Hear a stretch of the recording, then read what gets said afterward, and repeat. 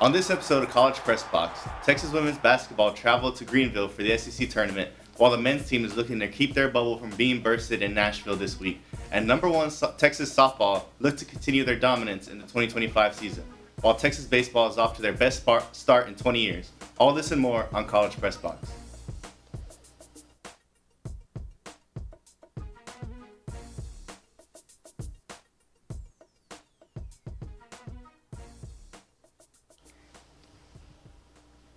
Welcome back to College Press Box. My name is Grabiel Silva, hosting alongside Colin Flickinger. Before we get started, we want to remind you that College Press Box is brought to you by Cap Metro, Austin's transit system. We connect you to work, school, play, and everywhere in between. Plan your ride to this weekend's game at capmetro.org. The SEC Women's Tournament took place last week in Greenville, South Carolina. After Texas finished tied with South Carolina in the regular season, a coin flip decided the number one seed in the tournament, and Texas drew the 2 seed. After wins against Ole Miss and LSU, Texas took on South Carolina for the SEC championship. Let's take a look at the highlights. Coach Vic's Schaefer squad looked to take down Dawn Staley and the Gamecocks Sunday afternoon. Chloe Kidd started off the scoring in the game for both squads, and it was a low-scoring affair early in the game, but Texas was able to stay in the game with a Taylor Jones basket thanks to an assist from Rory Harmon. And then shortly after, Harmon would score a bucket of her own from the mid-range. A nice jumper right there. But in the second quarter, Tessa Johnson would nail this three to extend South Carolina's lead. And then a little bit after that, Rory Harmon would airball, and South Carolina took advantage in transition for an easy bucket for Johnson again. Then with seconds to go and already down by 15 points, South Carolina's Chloe Kidd would get the offensive board and tip it up and in to extend the lead before halftime. After halftime, South Carolina continued their dominance with this jumper to extend the lead to 16. After Harmon missed here, Taylor Jones cleaned it up for the Longhorns, who were trying to build momentum. But this buzzer-beating shot from South Carolina felt like the final dagger in this game as the lead stretched to 19 points heading into the fourth quarter. Rory Harmon sinked the jumper here early in the fourth quarter, and then soon after, Madison Booker nailed a three to try and get Texas back into the game, but the deficit was far too much for the Horns.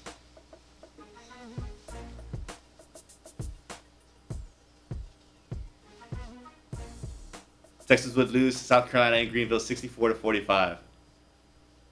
Still a valiant effort for Coach Schaefer's team as they now look towards the NCAA tournament. For more, let's go to our co-host Colin Flickinger for the first time tonight. Colin? Thanks, Grabiel. I'm here with Raymond Gorvie to talk about women's hoops. Thanks for joining us, Ray. Thanks, Colin. Madison Booker was named on the Wooden Award along with 14 of the top women's basketball players in the country. Do you think Booker has a shot to win the award?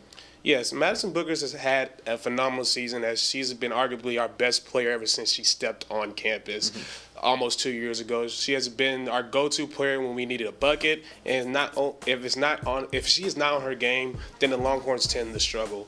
Although Madison might have the team accomplishments to win Player of the Year, I think that due to our style of play, her stats don't hold up to the likes of Juju Watkins and Paige Becker's.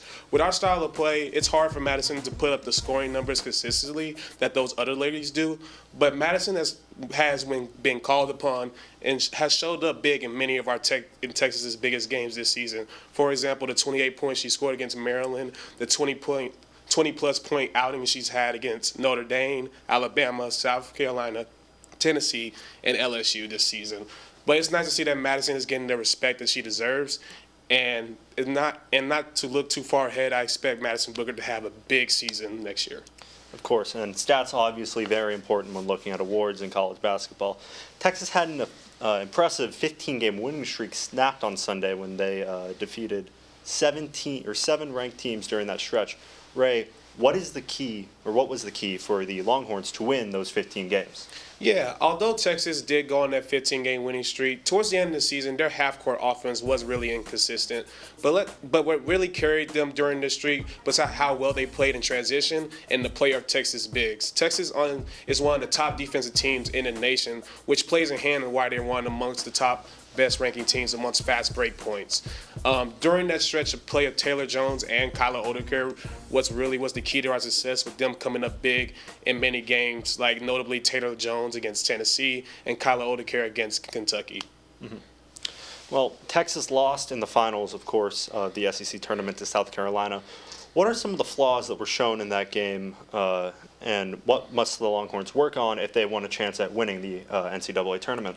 Yeah, like I said previously, Texas down the stretch really struggled in their half-court offense. With our style of play, it's hard to spread the ball around when we don't attempt as many outside shots behind the arc. We've seen down the stretch that Rory Harmon is starting to shoot a little bit more from down the stretch, but I wouldn't consider her a consistent threat from behind the three-point line. Outside of Shea Harley and Jordan Lee, the Longhorns really don't have that many three-point shooters. Madison Booker can, but her game is catered around getting in the mid-range area. But it really showed its head in Sunday's loss against South Carolina. But I want to highlight the change that LSU made in the previous game down the stretch that allowed them to claw back in the game, is that they played a zone defense down the stretch. Be prepared to see a lot of teams in the NCAA tournament to implement that plan against Texas. But I trust Coach Vic Shaper will make the proper adjustments in the lead up to the tournament.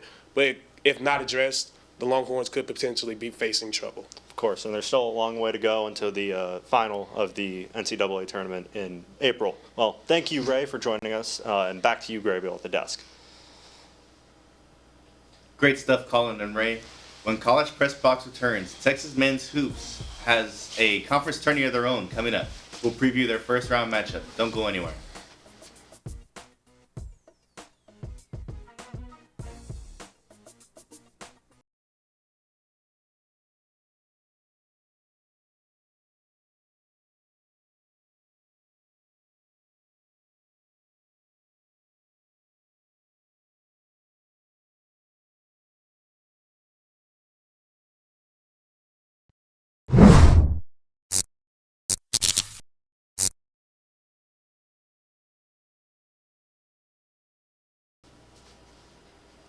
Welcome back to College Press Box. Coach Rodney Terry and Texas men's basketball had a disappointing loss against rival Oklahoma this past Saturday, almost certainly eliminating them from the NCAA tournament bid, barring a miraculous SEC tournament victory. Overall, our very own Aram Vela covered it all. The Texas Longhorns played the Oklahoma Sooners this Saturday night at the Moody Center in what could have been Trey Johnson's last game as a Texas Longhorn, his last game in the burnt orange. But for this season, as far as their tournament hopes, before this game, it was looking pretty dim at 17-13 overall and 6-11 in the SEC. And this was a game that they desperately needed to win, as they were already looking at being one of the first four teams out. It was a tough and tightly contested game for 40 minutes, but perhaps the biggest storyline of the game is Trey Johnson going 0 from 14 from the field, not making a single field goal for the entire game against the Sooners. This game was definitely decided in the last 5 minutes, and the Longhorns had several chances to even the score with Oklahoma and had strong offensive performances from Jordan Pope with 21 and Arthur Kaluma and Trey Mark with 12 each. Yeah, Kurt, I tell you, it's my 13th year here, and we've always put together a highly competitive team, being here on the 40 acres myself. And, we still have, obviously opportunities in Nashville ahead of us. And, so everything's still in front of you. But I've never been here where we hadn't been postseason play. So my guys have played really hard. I thought down the stretch, we knew Oklahoma was going to come in and play well. They played well down the stretch. Porter's team's been playing really good. And they played well on the road, so we knew we were going to get a highly contested game here. So, there's still basketball to be played. There's opportunities, and we've got to be prepared for them. It was obviously a very emotional night for the Texas Longhorns, the Texas seniors on senior night, losing to their arch rival, the Oklahoma Sooners, 76-72. But you can't help but wonder the future for several aspects of this team, for Trey Johnson, the program as a whole, and Rodney Terry. But for now, they will have to focus on Wednesday, the SEC tournament. Their season is not over yet. They will be playing Vanderbilt in the SEC tournament with a chance to add to their resume. The Texas Longhorns ended up losing to their arch rivals, the Oklahoma Sooners, 76-72 this Saturday night. And a lot of players afterwards, during the Eyes of Texas and in post-game press conferences, were very emotional. Obviously, it's a very emotional game, being the last game of the season, losing to your arch rival. But if there's one thing Rodney Terry said and emphasized in post-game press conferences, it's that, it's a one-game season from here on out. Heading to Nashville, you're only guaranteed one game from here on out. And the Texas Longhorns are going to have to lock in. They still feel like they can compete with any team in the SEC, as they have a lot of Quad 1 wins. They also have a lot of Quad 1 losses, so they're playing competition, but they're just not always coming out on top all the time. And the Texas Longhorns are going to look forward to building their resume as they hope to make the field of 68 come Selection Sunday. And one last time from the Moody Center, this is Aram Vela reporting for TSTV Sports. Have a good night. Thanks, Aaron. For more on Texas basketball, let's go to Grabiel with a special guest. Thanks, Colin. I'm with Perla Paredes to talk about the upcoming SEC tournament. How are you, Perla? Good. It's fine. I'm glad to be back on College Press Box after leaving for a little bit, but yeah, it'll be fun. The Texas Longhorns' postseason hopes took a major hit Saturday night as they fell to the Oklahoma Sooners in their final home conference game. With both teams sitting on the NCAA tournament bubble, this is a must-win matchup. So, Perla, I ask, what went wrong for Texas and what comes next? Yeah, this game had everything on the line, and both teams played like it. The Longhorns and Sooners traded blows in the first half with Jordan Pope leading the way for Texas. The junior guard pulled up 21 points, proving once again why Oklahoma head coach Porter Moser calls him a Sooner killer. But despite Texas controlling the boards with a 44-32 rebounding edge, costly mistakes would prove to be the difference. The Longhorns struggled with turnovers, committing 11, and 7 of which were Oklahoma steals, and when it mattered most, Texas just couldn't execute. With 1.9 seconds left down 3, Texas had one final opportunity to force overtime, but the inbound pass from Jason Kent was intercepted, sealing the 76-72 loss and leaving the Longhorns potentially on the outside looking in for March Madness. After 8 consecutive losses to Texas dating back to the 2021, the Sooners took full advantage of the Longhorns' mistakes, turning those 11 turnovers into 21 points. And perhaps the most shocking stat of the night, Texas star freshman Trey Johnson had a game to forget, going 0 for 14 from the field. His only points came from the free throw line, and while he did contribute with 7 rebounds and 6 assists, it wasn't enough to get Texas over the hump. Head coach Ronnie Terry didn't mince words after the game, reminded his team that after this game, the season now comes down to a one-game mentality. He said there is no game 2 in this tournament. If you don't win one game, it's a one-game season right now. That's where the focus has to be, and that's exactly the situation Texas finds itself now. Yeah, now that they have their backs against the wall, it's going to be interesting to see how they look in the tournament. Now that the Longhorns are heading to Nashville for the SEC tournament, where their NCAA tournament hopes hang by a thread? Their first-round opponent is Vanderbilt, a team that they already beaten once this season. So, Perla, what are the odds Texas pulls off the win to continue their season? Yeah, like you said, the last time these two teams met, Vanderbilt walked away with an 86-78 win, dominating Texas on the offensive glass with 17 offensive rebounds and 25 second chance points. The Longhorns shot just under 42% when Johnson leading the way at 15 points. But despite solid individual performances, Texas couldn't overcome its defensive struggles, and those defensive issues have been there all season. Texas allowed 71.4 points per game, only the 7th best mark on the SEC, while their offensive has been inconsistent, ranking 9th in the conference. That's why Texas enters the SEC tournament as the 13th seed, setting up an uphill battle. A win against Vanderbilt would be just the start of a long road, as the Longhorns would then face Texas A&M, a team they're already beating this season that we saw. But there's no room for error. One loss in their NCAA tournament hopes are likely over. The good news is that the talent is there. Johnson leads the SEC in scoring points at 20.2 points per game. Arthur Kaluma is also a force on the boards, and the Longhorns have wins over top-ranked teams like Kentucky and Missouri. If they can clean up their mistakes and limit turnovers, they might have a real shot at making a run, but who knows? Yeah, like you mentioned earlier, Trey Johnson is a type of player that can really take over for the team, even though he didn't this past weekend against Oklahoma. But lastly, with Texas' struggles and their recent slide with 4 losses in their last 5 games, do you think they have enough to make a deep run in the NCAA tournament and secure that the SEC tournament and secure that NCAA tournament bid? What do they need to do to turn things around, Perla? Yeah, with this 17-14 overall record and a 6-12 mark in the SEC play, they had a roller coaster of a season. It's been marked by inconsistency, while they have notched some impressive wins over ranked teams like Texas A&M, which was a historic one game. It was the 70-69 win was electric, but Kentucky, Missouri, and Mississippi State are also some of the teams that they beat, and their struggles against other ranked teams like quad one opponents they'll have really hurt their chances. Currently, Texas sits just 5-10 in quad 1 games, which is worth noting that only 2 fewer wins than number 1 seed Duke. The Longhorns are also ranked 42nd in the net rankings, which does keep them in the conversation for an NCAA tournament bid, but they'll need a strong showing in the SEC tournament to really improve their standing and bolster their case for an at-large spot in the Big Dance. One of the brightest spots, as we have mentioned, as we have also known all season, is Johnson and Kaluma too, who is averaging around like 78 rebounds per game. Johnson mentioned after the loss to OU in the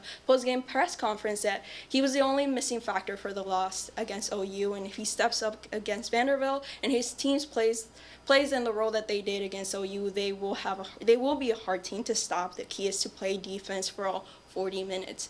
And while these players have shined individually, Johnson and the team has struggled with overall consistency, like we mentioned, and the Texas defense have a concern allowing 71.4 points per game, which ranked them 7th in the SEC. As we mentioned, in the offensive line, they're struggling as well, ranking 9th. Johnson noted this in the post-game conference as well, and if Texas can get past Vanderbilt, they'll face a much tougher test in the form of Texas A&M, another team they beat earlier this season, but still no easy matchup. With the way their season has gone so far, they'll have to prove they can put in all together under the bright lights of Nashville. Yeah, a lot of stuff happens in Nashville, and hopefully this men's basketball team is able to make a run in this tournament. Thanks for joining us, Perla. I'll send it back to Colin at the desk. Thanks, both of you. When College Press Box returns, we'll talk about Texas softball in the Ohio State tournament. And we'll talk about another sweep in the books for our Coach Slosh in Texas baseball. You won't want to miss it.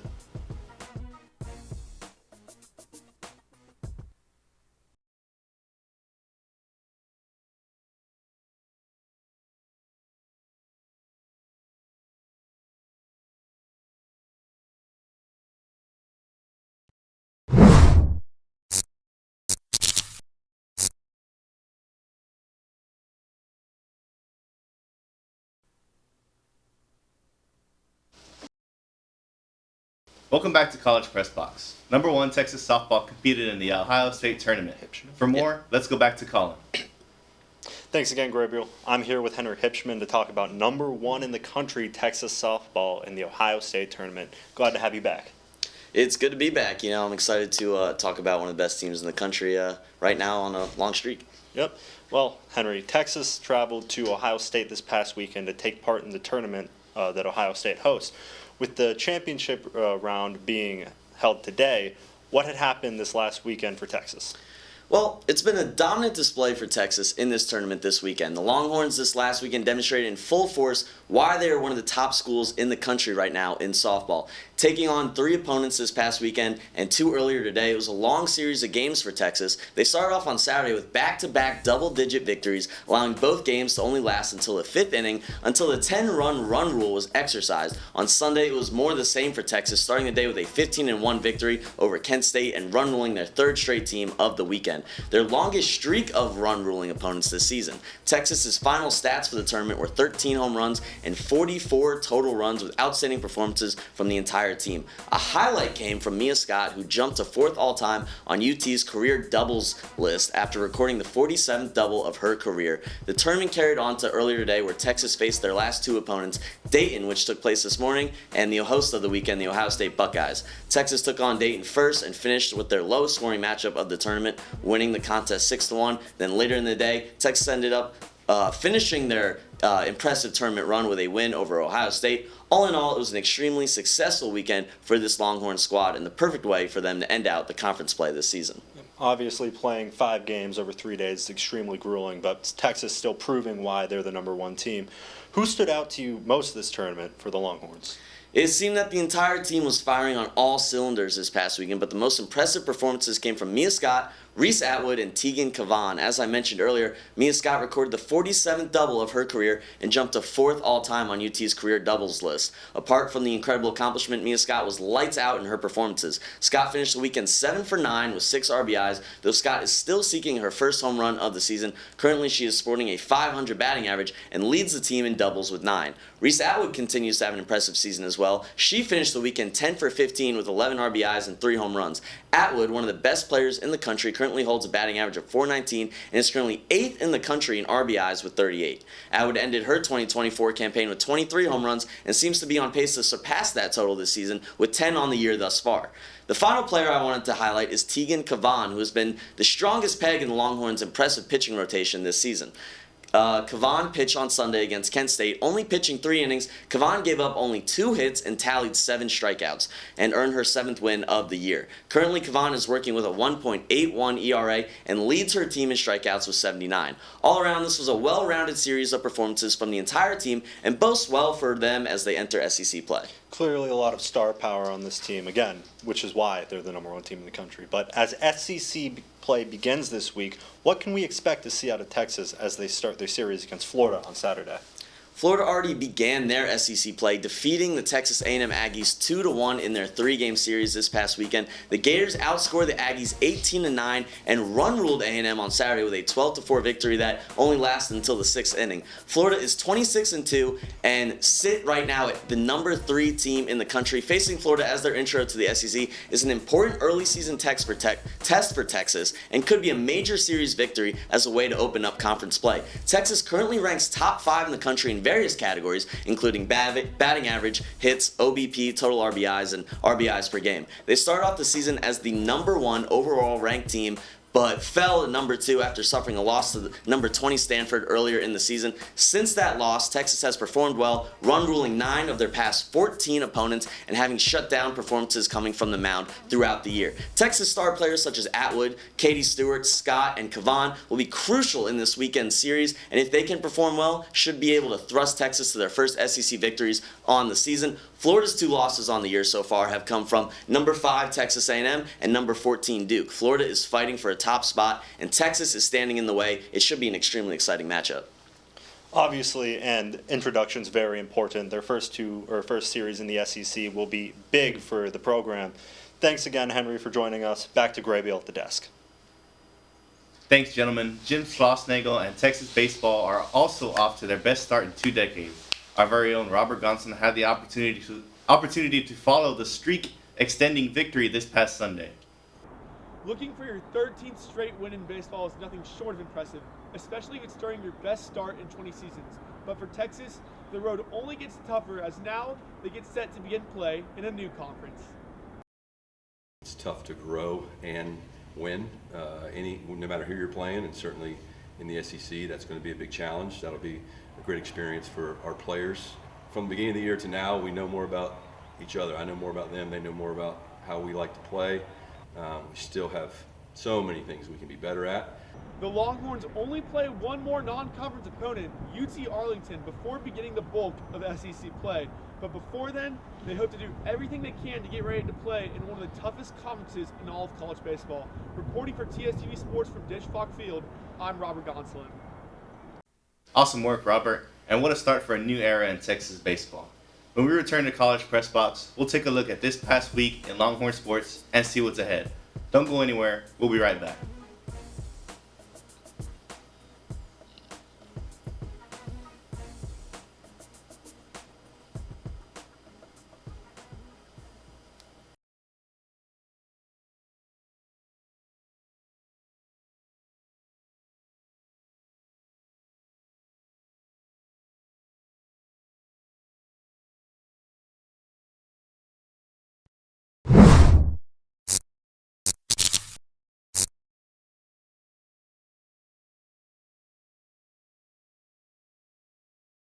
Welcome back to College Press Box. Let's take a look at this past week in Longhorn sports.